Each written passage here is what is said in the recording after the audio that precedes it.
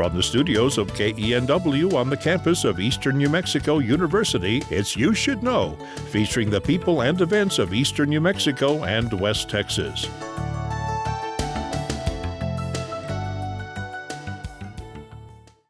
Welcome to You Should Know. I'm your host, Evelyn Ledbetter, and I have the pleasure today of interviewing one of my co-workers here at the station who has been an integral part of KENW from basically the beginning, Mickey Morgan. Thank you for letting me talk you into coming in here. Yes. Kind of had to twist your arm a little bit, Mickey. A lot. A lot, but we're a team player here, right? So, Sure. Well, you truly are an integral part of KENW.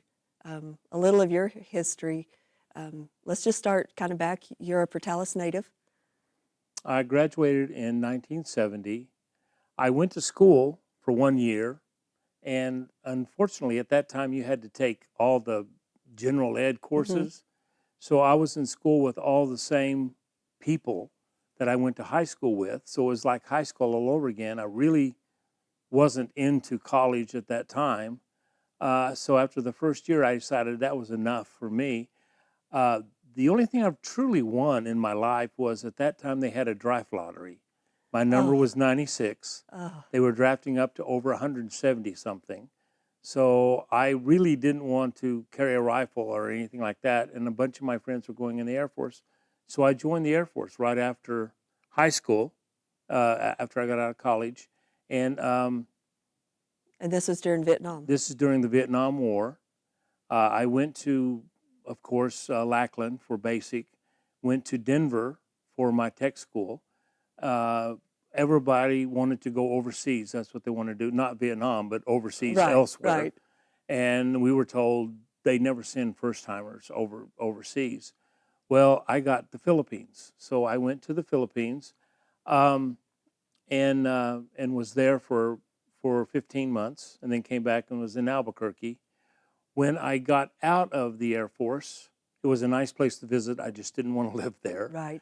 I came back, and at that time, they had just built KENW, and so I went into the TV station. And this was 1974? 1975. 75. So they built it in 74. I joined them in 75, and Mr. Ryan and I became close friends. So I would spend half of my year, I'd be in the TV station. The other half, I was in the theater. When I first joined there, Lyle Hagan was the director of that. And so 6 months I would be in the TV station, 6 months at the theater.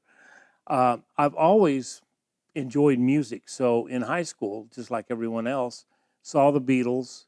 So I started playing bass at the time. So I was still playing music. I played music in the Air Force as well. I had a little band overseas in the Philippines, was a little bluegrass band. And then when I got back here, I had a band in at my home. But I had the GI Bill, 48 months of they paid GI Bill at that time. So it made a great job. And I made more than enough to live on and have a house and everything. So basically, I had 48 months, and I already had, a full year of Eastern. And I loved just going. At that time, I went to school. I'd go in the fall. I'd go in the spring. They had interim, which is a month. I would do that. And summer. So I kept my GI Bill. And the whole time, I finally got a letter from the U.S. government. Love letter. And it said, Dear Mr. Morgan, Eastern New Mexico University requires 128 hours to graduate. Currently, you have 142. Why haven't you graduated? Well, it was a great job. But I wrote back and I told them that a couple of the courses I needed for my degree hadn't been offered, and they were being offered, so I would graduate. But in the meantime, when I was here at the TV station, what I discovered was that all the engineers were really interested in the video and the technical side of all of that, but they didn't pay any attention to the audio.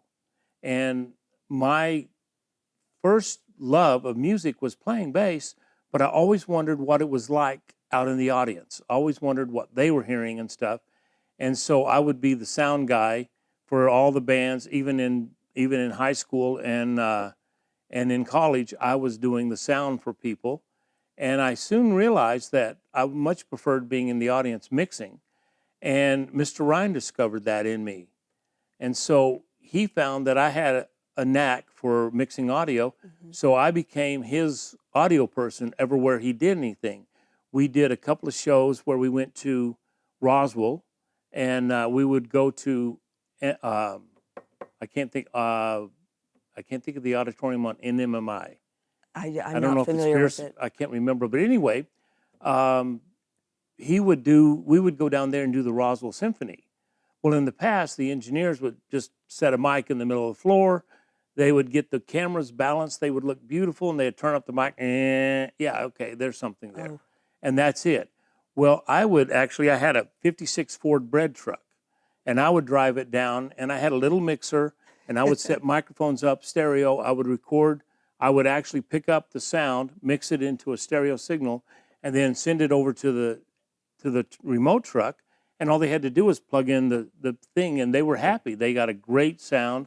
They didn't have to mess with Magic. the audio. So as long as they didn't have to mess with audio, they were perfectly happy. Well, Mr. Ryan discovered that in me. And so anytime they went on a remote, then I would go with him, and I would be the audio guy, and I would arrange to pick it all up. We went and did like the Santa Fe Opera. We went up there and recorded that one. And that was at the same time that they were having the prison riots way back when. And so we were there in Santa Fe during that time, but we were able to pick it up. And what happened was, when I finally went to graduate, I was working with a band here in Portales. It was called Night Wind. They were going to go on the road. I was going to graduate and go on the road with them and do sound. 2 weeks before graduation, the leader calls me up and said, "Oh yeah, by the way, the band broke up." You're out of a job. Well, I'm out of a job. I had no resume, hadn't looked for a job, nothing like that. But fortunately, they were getting ready to open up KENW FM, and there were like 5 or 7 positions, because they had a couple in TV as well, that were opening up. My aunt called me and said, "Mickey, hey, this is what's going on at KENW. Why don't you apply?" So I went down there. I applied for 5 of the 7 jobs. Surely we'll hit on one. Well, I was desperate, you know. I needed to pay the rent. Yeah, I had a mortgage at the time, and I was needing And I money. like groceries. And groceries and that sort of thing. So I was able to get the director of productions job at KENW. I was the very first one. Mr. Ryan hired me, and at the time he hired me, he said, "Now, I'm hiring you. We usually don't hire people right out of school, but I've seen your work and seen I've worked with you on these projects, and I know that you can handle it." And Mr. Ryan had a high bar. Yeah, a very high And bar. don't you think that his love was truly radio? Oh, Mr. Ryan's sound, total he was in passion. theater, the oration, and that was his passion. So I had a degree in communications with a radio television emphasis, and then also had a minor in theater. So he and I had a lot of Commonality. there. Right. And so he hired me. He said he had like 56 applications, Wow.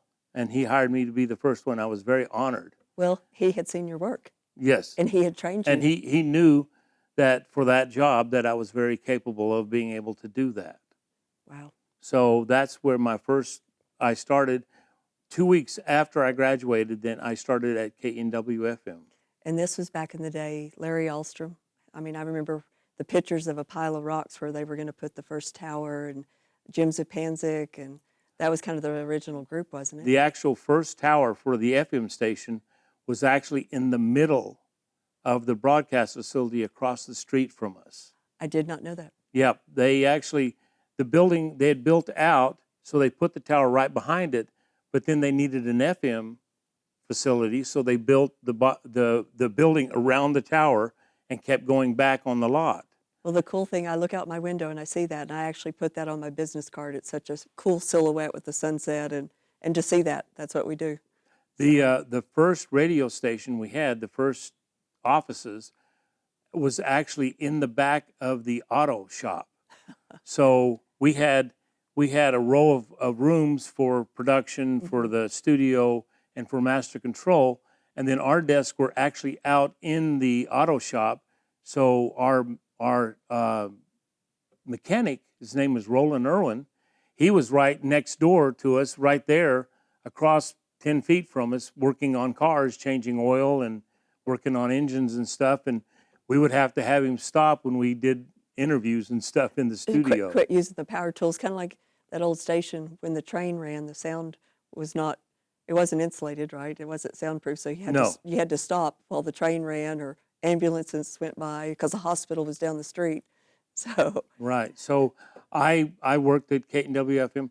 Quick story about Mr. Ryan, and I appreciate it so much. But I went to him right after he hired me, and I said, Mr. Ryan, you've hired me to be your director of broadcast, director of production, and can I get some guidance as to what you see my duties and responsibilities being? He said, yeah, I can help you with that. And I said, okay. He said, you do what you think a director of production should do. I'll tell you when it's wrong. And he would, but in a graceful way. Oh, that was Mr. Ryan.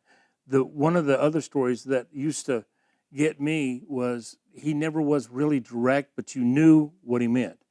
When he walked up to you and said, now, when you get a moment, which meant we needed to do it right now, but Mickey, when you get a moment, if you could please, now, when you got time, could you please go over and put that fire out that's there in the corner? You know, that's the way he would approach it. Yeah, it was a gentlemanly way of saying, I need you to get on this project. Yeah, exactly. You know, I had the honor when I first started. I'd never done any type of voice. And he said, I'd like you to do the TV promos on FM. And it's like his voice was that, I always call it just liquid velvet. And it's like, wow, he's asking me to be on his radio station. This is the big leagues. I was just honored that he allowed me to be on his radio station. So, and the opportunities, he's like, yeah, just work with that. And he would coach me, you know, the diction and this and that and tweak it. But he'd tell me, yeah, shorten this, lengthen this. But he was very kind and graceful in the way. But you knew you didn't do something quite to the level. It could be better. The one thing he did for me, though, is when he hired me for the job, he says, now, I hired you for your technical abilities. I didn't hire you to be on the radio. So he kind of polite way told me, we don't need you to talk on the radio. A graceful way, but you definitely got the point. Oh, well, we're going to pop over. I know after you worked at KENW for years, then you headed off to California. Well, what happened with that was I worked here for 5 years, from 79 through 84, and I still had that lust to be a sound man, to work, you know. Basically, my part-time job, which was I was doing DJ work, I was working with bands. You were Mickey Bear. I remember when I was in high school, Mickey had, Bear was your DJ. I have a company called Mickey Bear Enterprises, and we did all the dances and parties, and I worked with all the local bands and everything, and I really enjoyed that. And I discovered that my part-time job was making about 4 times as much as what I was getting paid at Eastern. So I decided, I had a band, once again, asking me to go on the road with them. So I finally said, okay. So I left KENW to become full-time audio company, I guess it was. And I left with a band called Incognito. They were from Albuquerque, well, based out of Hobbs, but they lived, but we played in Albuquerque. And we did that for about a year, and then we got the chance to go to California. And that was everybody's goal, was to get to California. That's where in the music, band, the Eagles, because that was the happening place, the Kitty Cat Club, and those kinds of things. So we wound up mainly playing around San Francisco Bay Area. We played up north in Redding and Chico, but we played a lot in the Bay Area, and fell in love with the area out there. It was gorgeous. Well, as bands do, they broke up, and I got on with another band called Secrets and worked with them for about a year. And I had several agents out in California saying, hey, if you'll just move your company out here, we'll keep you busy. So in 87, I packed up my 2 speakers and an amplifier and a mixer. Were you still in your bread truck? No, by that time I actually had a little international bobtail. So I packed up the bobtail. didn't realize what I was doing, but hindsight's 2020. Right. But I've had this motto in my life is like, I've always said to myself, I never want to grow old and say, what if? Live in the moment. What if I'd taken that moment and gone to California? What if I'd taken that chance? So I moved out to California. These two agents started booking me to work with different bands and stuff like that, made more contacts, got together with other people. And before long, I had a thriving business in California. And I met a gentleman named Tom Nasso.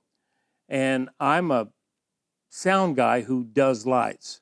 But one thing about it is, I always say that like sound guys are from Mars and lighting guys are from Venus. They're two different mindsets. They use two different sides of the brain. Sound guys are more analytical and mathematical, whereas the lighting guys are artistic. Right. And those two are hard to get to mix together a lot of times. So Tom was a lighting guy, and I was a sound guy. So we said, well, you do the lights, I'll do the sound. We started a company called Performance Lighting and Sound. We did a lot of corporate parties. San Francisco is one of the cities they consider a destination city. And what that means is that a lot of corporations and companies go there for the conventions. Sure. They do that a lot. Las Vegas is another one, and that sort of thing. So we had a lot of conventions coming into town. They always had parties at night, and that's what we specialized in, was doing parties. Mm-hmm. So we worked with companies like Apple, the ones down there on the Bay. We were big with Intel. We worked with Microsoft, Cisco Systems. I did this Christmas party. There were 24 employees at this Christmas party that I was working. It was at the Flood Mansion in San Francisco. And I found out later on the company that was doing the party was called Adobe Systems. Oh. And there was 24 employees. Don't you wish you'd bought stock? Well, instead of buying equipment, I should have bought stock, because we were with, like Cisco Systems was, when we were working with them, there was like 100 people there. Wow, Mickey. And I actually did a job down in Phoenix. We were doing an Intel gig where all the salesmen are coming in. And this gentleman came up from the back holding up a little floppy disk, the little 3.5s, way back when. Oh, yeah. Yeah, I remember them. They were the little hard ones. Little hard ones. And that was Bill Gates. Jeez. Walking down, and he was introducing the first copy of Windows. So you were doing the sound. And we were doing the sound for that convention. And I read the book, Source Code, of mm-hmm. Bill Gates, and just a fascinating. I mean, that right there in the cusp of Silicon Valley, back when the modems, that you didn't even see the screen, you were just keying. So you were just right. That money, oh my gosh. So he presented all the salesmen with a copy of the very first Windows. Do you still have it? I somewhere. No telling what that's worth. And my biggest thing is I don't take pictures. I really don't. And there was so many opportunities. It's not like today where you have a camera and a video in your pocket. Exactly. I mean, digital film, or like, film. Another little party we did down on the peninsula was we did a party for a company called Next Computers. Don't sound familiar, but I remember what it was Steve Jobs. Yeah. After he was fired from Apple, he put out a computer called Next Computer. Mm-hmm. They had a debut of it at Davies Symphony Hall. And that night, they went down on the peninsula and had a big party for all the employees and everything. And I was hired to do the sound for a band and this video DJ down there by one of my clients. And the strangest thing was they had this band, they flew up from Los Angeles, 14-piece Motown group, fabulous. They played the first set, and Steve went, "No, not feeling it. Go ahead and send them home." And the band's there to play 4 sets. They play 1 set, and he said, "No, that's okay. Let them go. You're fired." Just the VJ, the video DJ can play the night. I like him." And it was a friend of mine named Jim Hart. And anyway, he looked at me and said, I was just going to play breaks. I said, go ahead, they'll make it worth your while. Yeah, go So he ahead. played the night and it went off really well.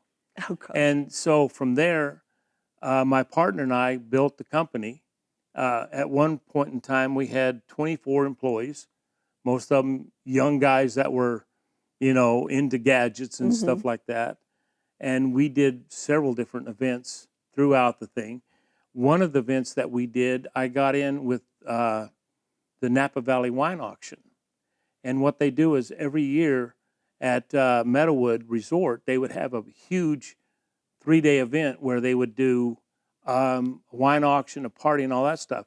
Basically, what it was is they did it as a fundraiser to raise money for a local, in Napa, they had a medical clinic for all of the migrant farm workers. Now, they could either donate the money to the clinic and everything, which is no fun, or they could have a huge party and throw it themselves, take the proceeds and donate it, and they still get to write it all off. Sure. So, And have so they fun would and throw with it. themselves one heck of a party. They would have 4 chefs that they would fly in from all over the world, and one would do the appetizers, one would do like the entree, one would do desserts and everything like that. And that would be Friday night, and they'd have a dance. And then on Saturday, they would do the wine auction. And they would have various packages that you could bid on. And I remember one of the packages was you could go with Robert Mondavi and his wife Marguerite. You could go over to Italy with them for 3 weeks and tour different wineries, and they would give you, teach you about the wines and the process and all I'm that. sure you just wrote a check and went on that trip, right? Oh yeah, well no, they spent. These people had too much money. Did you kind of go, I'm Mickey Morgan from Portales, New Mexico. I'm not in Kansas anymore. I'm in a league. I would just pinch crazy. myself because I actually got to meet and was good friends with Michael Mondavi and Peter Mondavi, which are the sons of Robert. I actually went through that winery on a Napa trip one time. And Peter owns Charles Krug, which Right. is I went to that one too. Yep, that's Peter's winery. And one of the other packages they had was if you bought it, then you and 7 of your friends could have lunch with, and I just spaced his name out, Apocalypse Now, Francis Ford Coppola. At his winery, he had a winery called Niebaum. Just think if you'd bought land out there Oh, yeah. when it wasn't California. Well, I did buy a house. Well, you did buy a house. So I did buy a house. So that was very good. But that was some of the various things that we did.